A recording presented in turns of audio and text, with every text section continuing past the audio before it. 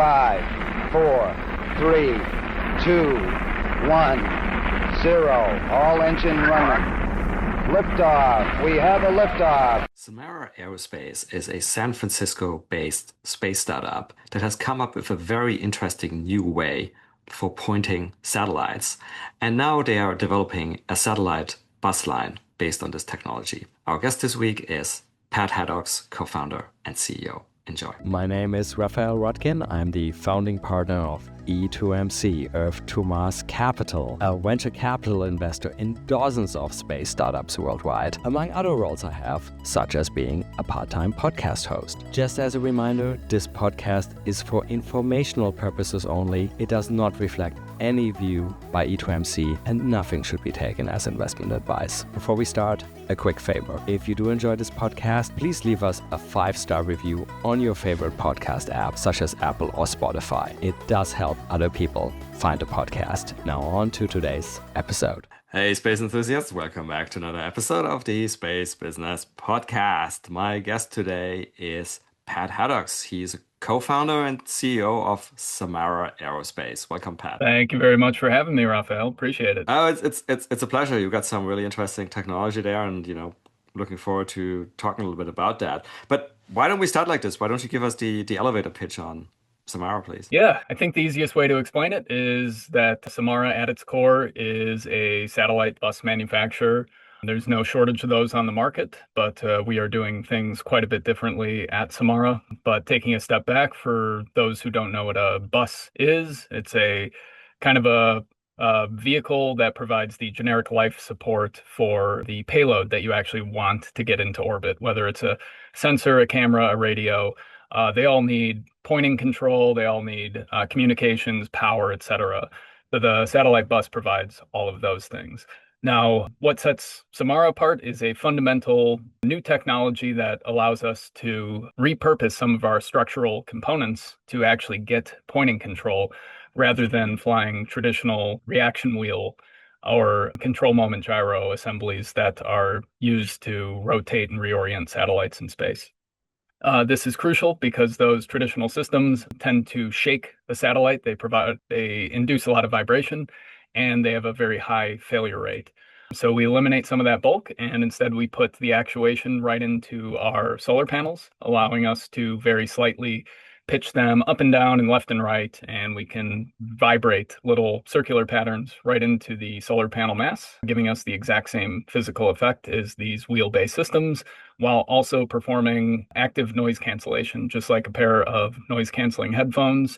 We sense any disturbance on the satellite and actively cancel it out to give us a much, much more stable platform that enables sort of next generation optics and allows you to scale your satellite power in the same direction as your pointing budget. So you can actually redirect and point a very, very large solar panel now with our technology. Okay, terrific. Thank you for that. And for those of us who are watching us on video on YouTube, I suppose the image behind you, that's an image of your pointing technology. It looks like a hinge, basically. Yeah.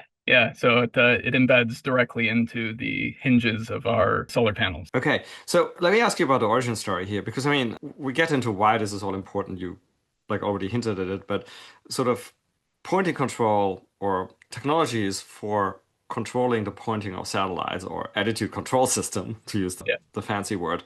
This has obviously been around since satellites basically started, right? And it's like you mentioned reaction wheels. This is how this is traditionally done and has been done literally for many, many decades, right? Probably since the 1950s or 60s, I guess. So how do you guys come up with this idea? This looks very fancy and creative. Where did this come from? Yeah, so this was the brainchild of my co-founder, Vedant. He is our CTO. So during his PhD, he was tasked by, I believe it was NASA JPL, to develop what was then called strain-actuated solar arrays, or SASA. Now that was intended purely to provide noise cancellation, to cancel out the jitter that was caused by reaction wheels. Because that was very disruptive to these newer, more sensitive payloads.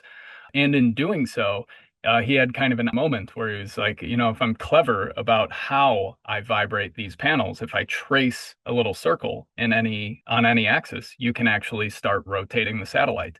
It's effectively the same dance maneuver that astronauts learn when they can't touch anything, how to swing their arms and legs to rotate and face in a different direction.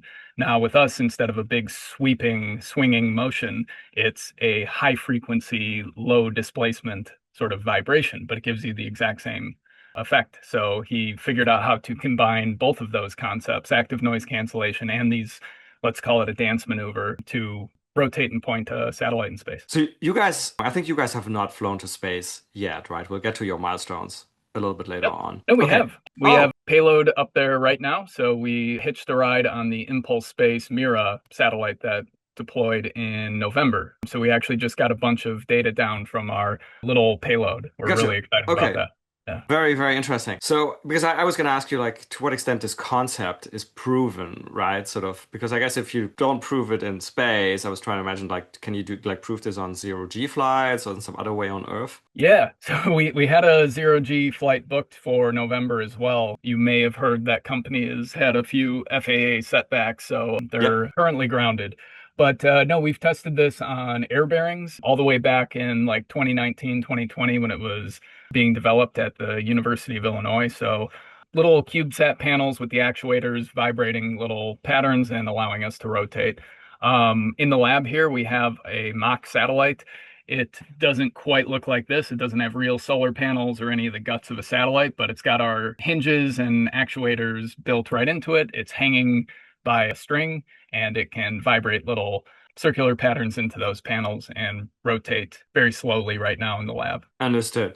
Okay, so let's flesh out a little bit more. You started hinting at it, like why is this important? You mentioned like newer payloads, for example. Like why is higher pointing accuracy an interesting theme right now? Yeah, because I think collectively we've all hit a plateau in the space industry. Now we've hit several plateaus, but in terms of controlling a satellite in orbit, we've always had to go back to these same problematic wheel-based systems. If you want to fly a very, very large solar panel, you now need to create very, very large reaction wheels to accommodate that. If you want to be able to maneuver large satellites, we just need something new. So that's one problem that we solve, is just getting rid of that fundamental limitation on satellite design. The other one is, if you want to take higher resolution pictures, if you want to transmit data more effectively via optical links, you need a steadier platform. So any vibration on your satellite is going to just fundamentally limit what you can do. For example, if you want to increase the frequency of the light you're using to optically transmit data around orbit, kind of like what Starlink is doing right now, you need to have higher pointing accuracy, basically because, well, you told me not to go too scientific on it. It comes down to the diffraction limit of light. Higher frequency can focus in on a narrower cone, et cetera, et cetera. But these are all fundamental limitations of current platforms that we're trying to get over and provide sort of a step change for the industry. Okay, and so, by the way, Starlink, do we know what they're using? I assume they're using traditional reaction wheels. Yes, yeah, you can even see them in some of the pictures of the Starlink stacks. Right. Yeah. They put them on the outside four corners. Yeah. Gotcha. And so from what you described, it sounds like there's use cases actually, both in, for example, satellite communications as well as in remote sensing. How are you guys, I mean, A, is this correct? And am I forgetting something? Is there some other use case? And then how are you guys sort of structuring, how are you guys thinking about the go-to-market? Like, who are your customers? How you're segmenting it? Where you're starting? Yeah. So my co-founder Vedant got started in the industry working at Planet Labs, which is right up the road from here in San Francisco. So he is very familiar with the problems faced by Earth imaging companies. So that seems like a great sort of beachhead market for us. So our go-to-market right now is to develop the Hummingbird platform. We've scheduled a launch for summer of 2027 for the first full satellite bus. We plan to host several customer payloads on that. In fact, given the interest, we plan to book a second flight to accommodate a few more payloads. So once we have that, critical flight heritage, we've shown, hey, look, this works in orbit. that's when we can really start ramping up our customer outreach and go for bigger customers. In the meantime, we're looking at, smaller purchases for late 2027, but really it comes down to establishing ourselves as a reliable, high performance satellite bus. And it's a little less public, but we do have a roadmap towards actually deploying and operating a few of our own and maintaining a constellation of sensing satellites, in which case we'll market the data rather than the hardware. Okay. And so the satellites, I think you just mentioned the name is a Hummingbird. Yeah. What are those? What type of satellites are those? Are they like small sats, or how big are these? Yeah, so although it looks like SpaceX is going all in on Starship, so this might change, but like most people at the moment, we size it around the transporter slots in SpaceX's transporter missions. So this is generally going to be a full plate or an XL plate, kind of the Espa Grande, if that resonates with some of your viewers. So we're talking a couple hundred kilograms to like 600 or 700 kilograms total satellite bus mass. And then we plan to scale that, basically just scale up the size of the payload plate, the solar panels, et cetera. We're calling that platform the Kite, and that's sized for the cake topper of Falcon 9. Okay, gotcha. And so I have to ask, I mean, you mentioned they are also potentially running your own constellations. I'll get to that in a minute, but while we're talking about basically, well, vertical integration and things like that, and basically corporate strategy. So when the first question would be, and maybe I just don't understand your technology deeply enough. So your innovation is the attitude control system, right? But you're doing the entire bus. Is that like Yeah. a necessity of the technology, or was there like some other reason why you went from component, which sounds like a potentially very high value added component, to entire bus, where at the beginning of the podcast, you mentioned, I thought in a very self-conscious way, that there are many bus companies out there. Yeah. No. That's a great question. We get it all the time. In fact, when we were ideating on creating Samara, we initially thought, yeah, we'll just be a component provider. We made a component, let's sell the component. The unfortunate reality is that every bit of this design, for those on audio, I'm pointing to the hinge of our solar panel here, is reliant on knowing how big that solar panel is, the distance between the hinges, the moment of inertia, all these terms go into the design of that specific hinge. So I can't just unbolt it from my satellite and bolt it into somebody else's very easily. So there would be a lot of overhead, both in terms of time and money, to redesign it for each new customer. And we thought that almost defeated the purpose given current customer interests.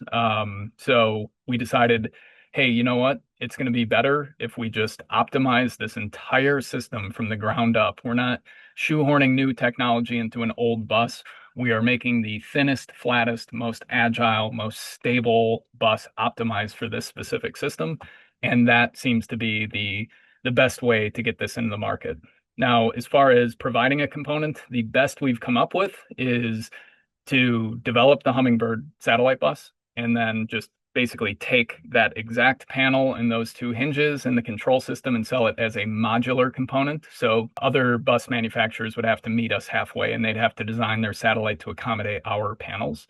So that's one option to sort of more broadly attack the market. Okay, that was actually going to be my next question. So it doesn't have to necessarily be the entire bus that's optimized to your attitude control system. Like you could go to, well, you just mentioned you doing it yourselves, but like, could you go to like solar array specialists and work with them, and would that work? Yeah, we could. In fact, we are nailing down our supply chain right now for solar cells. So we will be getting our first arrays built out. So that's certainly a possibility. But I don't think we want to position ourselves purely as just like we provide solar and control. We want to kind of do the whole thing. Okay, gotcha. And I mean, while we're on this comment, like that there's many bus companies right now, I mean, how do you guys view the market and segment the market? And do you have a view where the sort of satellite bus market is going? Yeah, you're absolutely right. And we're keeping an eye on the exact same thing here, where it is looking a little crowded. There's so many people also trying to make satellite buses.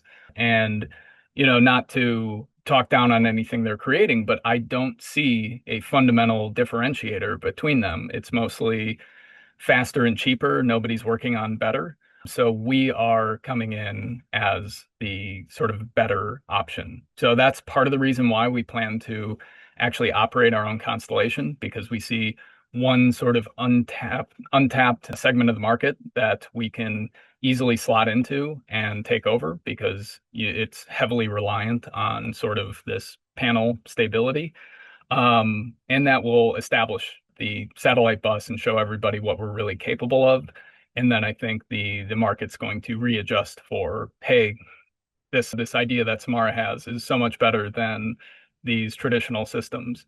So at its core, what we're setting ourselves apart on is performance. If you'll allow me to use the car analogy, I do think it's somewhat Sure. relevant. You know, most people are still making internal combustion engines for space. And what I mean by that is traditional cars have all these additional components. They have alternators, torque converters, transmissions, catalytic converters, mufflers, all to apologize for that exploding engine up front.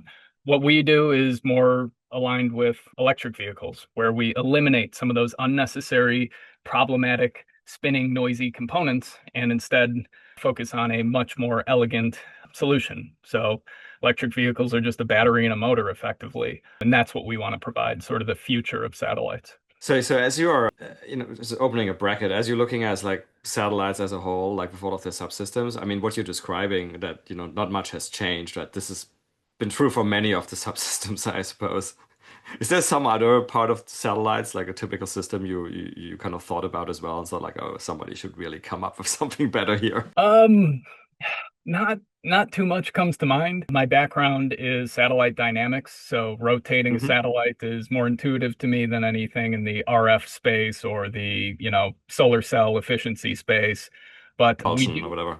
Yeah. yeah, I know very little about propulsion, so I'm sure there are some massive advancements there, especially as we're talking about going to Mars, and maybe, some sort of nuclear propulsion system would be fantastic. But I don't know the problems going in there. But I know for the, low Earth orbit, MEO, geo economy, what most people are trying to launch now, we're kind of fundamentally limited in what we can do by the size of the solar panels and the stability and the agility of the satellite. So that's what we're going after. Gotcha. Okay, closing that bracket and coming back to sort of like a corporate strategy. So I want to ask about what you mentioned, that you're possibly going to do your own constellation, right? So this is again something different people have different views on. Some people say like, oh, are you going to end up competing with potential customers, this type of thing. How did you guys come to that decision? And what excites you more? Is it the hardware business or is it the service business in the end? What excites me is these are all stepping stones towards Hmm. becoming a ubiquitous spacecraft manufacturer, where 10 years down the road, it's not going to make sense to fly these heritage systems. They're going to be viewed as old-fashioned. So what gets us there is establishing ourselves as a reliable producer of satellites, establishing the efficacy of our systems, showing that they work and not just work, at first, but for a number of years in orbit. And this industry is kind of built on trust. So all of these stepping stones are what get us there. Now, we saw an untapped segment of the market involving RF sensing that you would need a very large deployable structure to accomplish. And our system kind of allows us to stabilize such a structure to get that next level of sensitivity. So we viewed that as kind of an untapped market, a great way to not only establish ourselves, but it also, it feeds directly into current government interests. And the government's throwing a lot of money into space right now. And I think anybody not going after that money is not going to survive as a space company. So that's again, I come back to strategy. This is very interesting. I keep on asking about strategy so much because I know that we have other entrepreneurs listening, right? And this is sort of like interesting questions people face, the types of questions, right? Vertical integration or not, and so forth. But Mhm. RF sensing, right? There's prominent, well, we won't mention specifics, but people know there's prominent companies out there specialized in RF sensing. So I guess their Yeah. strategic choice would be, we're going to do this ourselves, or hey, those prominent companies, some of them very late stage, very well financed. Maybe they can give us a giant order. I mean, you probably thought about that as well, right? Yeah. Well, we're on that one. We're still in the R&D phase, so we don't want to go directly to any potential competitors right out the gate. But yes, there's absolutely room for a partnership there because there's a lot more that goes on the back end than just sensing the signals. There's data analytics that would be crucial for deciphering what you sense. And maybe these other companies have already sort of figured that out. Gotcha. Okay. And then so while we're talking about use cases, the question I have to ask at the moment, for better or worse, is if there's any sort of like orbital data centers, and is there any sort of like angle for you guys in this? There is. Now to me it's almost a cringy term because I think it's improperly Agreed. used. It's like, yeah, there's a huge difference between orbital data center and edge compute. And I think what we're targeting is somewhere in between. Now, taking a terrestrial gigawatt scale data center and launching it as a monolithic structure into orbit sounds crazy to me. Even as the only company that could potentially control such a large structure, still sounds crazy. But as these concepts for increasing our edge computing capabilities come through, they do all hinge on a large amount of power, which means they're all going to be flying very large panels. And they are all baselining, as far as I can tell, optical communications to link all the satellites together. Now, if you have a giant structure that also needs precision pointing, that's our bread and butter. So I think we will become sort of the best option for any large structure, large solar panels, especially considering they want to fly sensitive optics on board. Gotcha. Okay, that makes sense. Okay, talking a little bit about sort of your timeline. Where are you guys right now? And so you mentioned the ride you hitched on Impulse. You got some first data. I don't know if you published anything. If you can talk about anything, obviously it'd be interesting to hear about that. But sort of what are your next few exciting milestones? Yeah, I do poorly with multi-part questions, but let me talk about Cicada really quick because that's the name of the payload that we just deployed Gotcha. up in orbit with Mira. So that was 4 of our MSAC flexures representing 2 hinges. And instead of flying an actual deployed solar panel, it was easier for us to just put a counterweight up there. So basically what we've flown is a mock-up of one of our solar panels, and it's got the ability to shake in every direction, etc.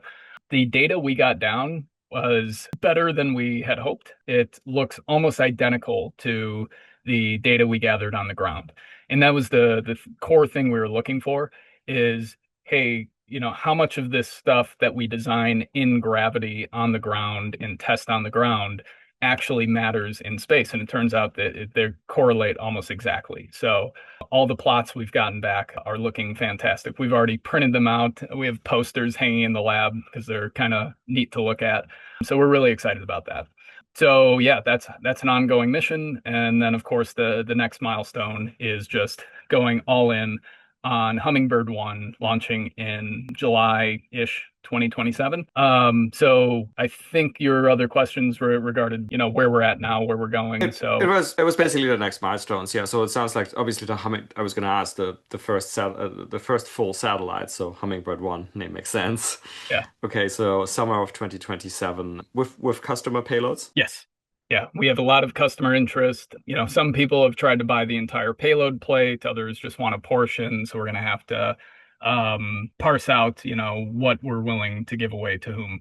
Even NASA has been talking to us about flying one of the HWO coronagraphs potentially. So if that goes through, we could not be more excited about that payload. Gotcha. Yeah, that is exciting. And so if that goes well, then I guess, like you said, then you go really big on customer outreach, and I guess you start productizing it. Yes. Yeah. So right now I wouldn't say we're singularly focused, but the engineering team is. So we closed out our seed raise in January. That was a $10 million raise. So we're doubling our team size. So we're already up to 17. We want to get to about 23 total full-timers here in the lab. And then, yeah, it's just sort of a matter of scaling from there. We'll probably go after another raise, more government funding, try to keep doubling that team size. Then we're eyeballing a larger facility here in San Francisco to start manufacturing at a higher scale. Gotcha. And why you mentioning the government there, I forgot to ask that when we were talking about markets and use cases. I'm guessing there is a Golden Dome angle in here somewhere too, right? Yes. Of course. I'd be foolish not to. Yeah.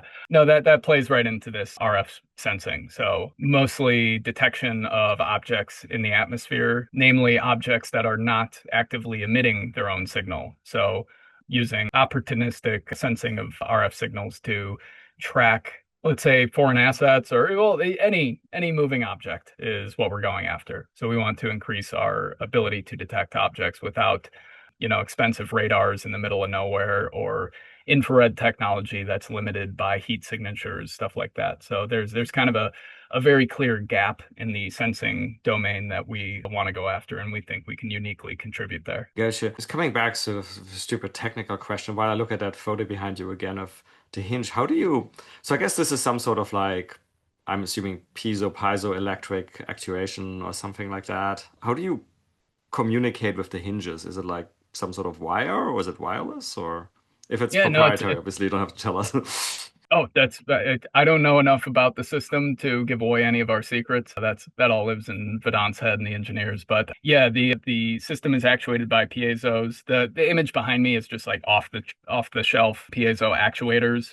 You can buy those, I think, from Thor Labs or something. What we're actually using is actually a much more protected design. But yeah, it involves custom flexures that encase the piezos that amplify their very, very small displacement to trade off force for it's like a lever arm, basically. So yeah, the nice thing about piezos, they are unbelievably reactive. We actually can play music on our control system here in the lab. If we just send that signal through the actuators, we can have our panels play a tune. So they react very, very quickly, very, very precisely. Gotcha. And if I remember correctly, one other issue with the traditional reaction wheels is that they actually have a surprising like failure rate. And I guess with your system, we just don't have data yet, or maybe we do from terrestrial ones. I don't know. What do you think? How is this going to compare? Yeah, the very first contract Samara was awarded was from the National Science Foundation, specifically to fatigue test these flexures. So we design all our systems out of titanium, which is incredibly fatigue resistant. We design everything to stay below the so-called fatigue limit. So what that means is a theoretical infinite lifetime before a crack forms and it propagates and results in a failure. So what we did was we just stress tested the hell out of the system for months. We even drilled little holes in the weakest parts of the system, shaved things down, trying to intentionally induce a failure, and we actually couldn't. So what we found from that is that the system is actually very over-designed from a fatigue standpoint. So it should be much more reliable, just in the sense that it's all just compliance. It's just bending of metal parts below their fatigue limit, as opposed to a wheel, which is inducing sliding friction on a bearing for its entire life. Gotcha. Okay, Pat, before I get to the usual closing questions, is there anything about Samara you want to tell us that I forgot to ask about that I should have asked you about? Something exciting? No, well, there's a lot exciting going on. I would never miss an opportunity to tell the world about how exciting it is to actually be developing something new and better and unique. Our greatest asset is our rockstar employees, people who are very passionate, very motivated to work on this next step change in satellite technology. So what I would say is, like, if you want to work in a really really fun environment. We have an amazing facility in an amazing neighborhood right here in San Francisco. Great sort of, goofy culture we have here. And you get to spend your day actually being like, no, I'm creating something nobody else has created before in space. Not just faster and cheaper, but better. So that was something I'd like to point out. Gotcha. So I take away here that you are hiring right now? Yes. Okay. We have, let's see, we just hired employee 17, I think, and we have about 6 more to go before this summer. And, once that next fundraise kicks off, it's pedal to the metal again. Good stuff. We'll put your website in the notes, of course, and people can look up at your job board.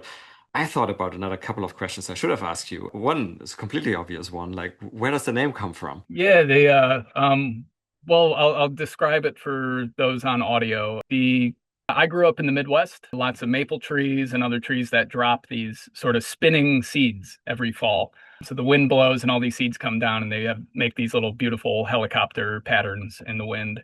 Those are called Samara seeds.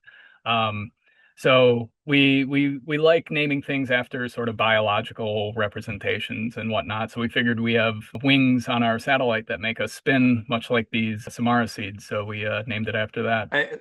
Having said, okay, so A, this is an English word I didn't know, so thank you for that. I love learning stuff. But then now you mentioned the naming after biological stuff. So hummingbird, that strikes me as so ironic because a hummingbird like basically vibrates a lot, and you Yeah. guys are reducing True. vibration. Yeah. Yeah. I mean, we even called our first payload cicada. That is because that thing is noisy. It's just shaking around. It's not doing active noise cancellation. Hummingbird, we just, people call satellites birds. It's got Yeah. very, very fast twitching wings. But yeah, they can't be perfect. Perfect analogy. No, it's a cool name, and actually I find the irony cool, Yeah. like a feature, not a bug. And then the other question, while you're mentioning San Francisco, there, how do you guys pick a location? Because that's another. I'm asking because again, founders are listening. Some of them very early stage. They're trying to figure out, oh, where should I base the company? If the flexibility, how do you guys decide on San Francisco Bay Area versus, for example, just doing the El Segundo thing? Yeah, there was a lot that went into that. Without, speaking poorly of El Segundo, there are a lot of people that just don't want to live in LA. So there is a need to have space companies outside of El Segundo. But a lot of it was a lot of our core engineers already worked in the Bay Area for space companies. Our team comes from Loft, Capella, Planet Labs, other people in the area. There's Astronis, Muon, Astra, so I think there is a growing space economy here. So it's a little less competitive than the sort of rat race going on down in El Segundo, where you're within a block of six of your own competitors, for example. But so that went into it. And for a startup, you kind of just need that startup mentality, and you're not going to get that any place better than the San Francisco Bay Area. Yeah, fair. Okay, so let me get to my typical couple of closing questions. The first is, so if you weren't doing Samara, and obviously you have a space background, as you mentioned, and there's a lot going on in the space economy right now, what else is an example of something you find like very compelling commercial space activity that maybe you're watching a little bit on the side? Man, that's hard to like. I love what Muon is doing, for example. Anyone who's still sort of going after some of the public benefit, sort of scientific sensing. So they have the FireSat going on over there. I love that. I love what Planet Labs is doing, imaging the Earth. I'm obsessed with Google Maps and the imagery. You can just sort of zoom in on any location and see what's going on there. So being a part of that, I think would have been ideal had I not started Samara. So I'm personally, I just love, I grew up as kind of a NASA nerd. So anyone that's kind of picking up the slack where NASA's kind of falling behind right now is great to me. Sounds good.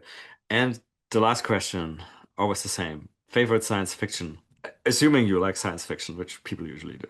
Yeah, timely stuff. So I'm not a big fiction or sci-fi fan. I don't do a lot of nonfiction, or I don't do a lot of fiction reading. If anything, I usually read nonfiction. But I will say I was a big fan of Firefly. And I don't know if you saw Nathan Fillion and the entire original cast over the weekend announced that they're trying to reboot it as an animated series. So Oh, cool. I'm Okay. I'm a little excited for that. So I'm rewatching Firefly at the moment, but I watched Star Trek: The Next Generation. Just about that's the only one I did watch. Never got into Star Wars. I really like The Expanse just for the sort of basis in reality. So now I'm just giving you a laundry list of sci-fi shows, but Yeah, I got you. yeah, No, but the Fire, I didn't know that. I didn't see that news. That's amazing. Because Fire, that's such a classic for people who watch that, and it's like a while ago. But that's great if they actually do that. Well, Pat, thank you so much for coming on and telling us all about Samara. So best of luck to you guys. I hope these results are as good as you guys think they are, and you get more exciting data. And obviously, already for next year, best of luck with the launch. Yeah, thanks, Raphael. And may I say that there's probably half a dozen space podcasts that I pay attention to, and this is among my favorites. So always you very enjoy the much. conversations you have on here. So I'm really excited I could be a part of it. Thank you very much. I enjoy it a lot too. All Thanks, right. Pat. All the best. Take care. Yeah, yeah. And that's it for another nominal episode of the Space Business Podcast. And once more, if you enjoyed this episode, please leave us a 5-star rating on your favorite podcast platform, such as Apple or Spotify. You can follow us on Twitter at podcast_space. We're also on LinkedIn under the Space Business Podcast. Lastly, if you have any feedback, including ideas for guests, and that may even include yourself if you have an exciting space story to tell, or interested in becoming a sponsor, or really for any other suggestions, you can drop us an email at spacebusinesspodcast@gmail.com. Thanks so much for listening, and see you for the next episode.